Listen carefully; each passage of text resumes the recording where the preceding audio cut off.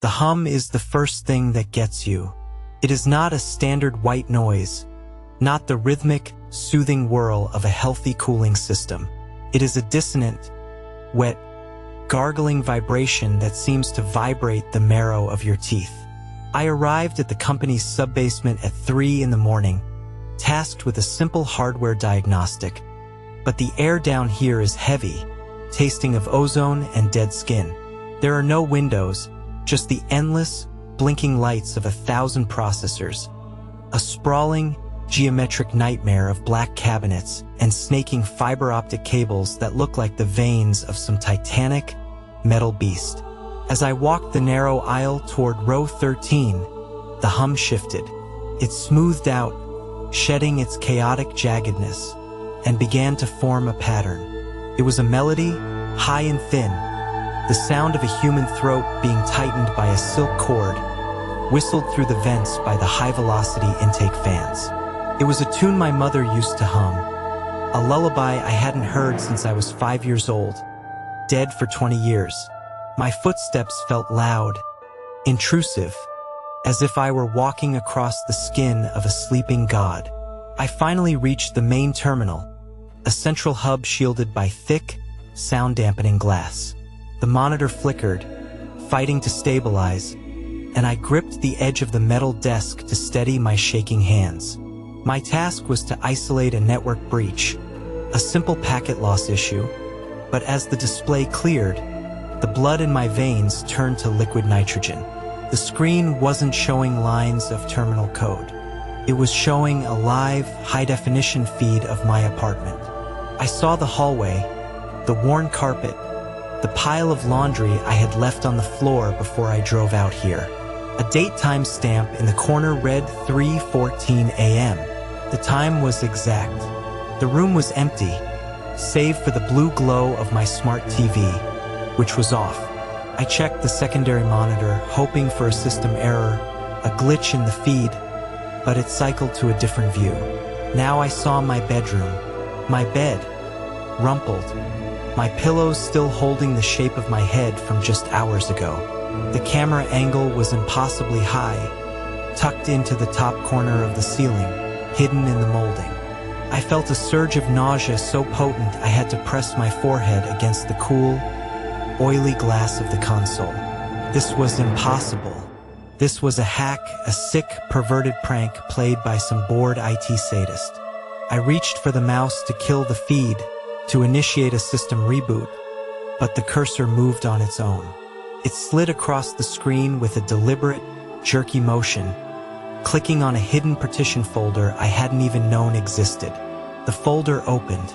Inside were thousands of files, all labeled with dates stretching back 3 years. My life archived. My showers, my meals, my most private, vulnerable moments, all watched, all recorded, all stored in this frozen, air-conditioned tune. The humming in the room grew louder, the melody turning into a discordant, grinding screech. It wasn't just coming from the vents anymore. It felt as if the room itself was singing. I backed away, my heart hammering against my ribs, but the server racks seemed to lean inward, the rows closing the gap until I was standing in a narrow tunnel of pulsing red and blue status lights. I turned to run, but the heavy blast door at the end of the hall, which had been propped open, was now shut tight, its locking mechanism glowing with a sickly, pulsating violet light. I sprinted toward it, slamming my shoulder into the steel, but it didn't budge. It felt warm like flesh. I looked back at the monitors. They had changed again. They were no longer showing my apartment. They were showing me from behind, standing in this very basement, looking at the screen. The video feed was instantaneous, a perfect, mirror-like replication of my current terror. On the screen, a shadow began to emerge from the darkness behind me in the room. A tall, spindly silhouette, its limbs far too long for a human frame, its fingers ending in needles of copper wire. My breath caught in my throat, a ragged, pathetic sound, but I didn't dare turn around. I watched, the screen, terrified, as the shadow on the display reached out a long, twitching hand toward my reflected throat. In the room, I felt a puff of cold, stagnant air on the nape of my neck, smelling of burnt plastic and copper. The humming stopped abruptly, leaving a silence so absolute it made my ears ring. The silence was worse. The silence was predatory. I stayed frozen, my eyes locked on the monitor, watching the entity on the screen move with fluid, predatory grace, creeping closer and closer to my position. It tilted its head, a rhythmic, clicking sound coming from its jaw, and then, slowly, it looked up, not at the camera, but directly at the screen, as if it could see me watching it. It smiled, a jagged, unnatural aperture that defied the geometry of a human face. I realized then that I wasn't just being watched. I was being edited.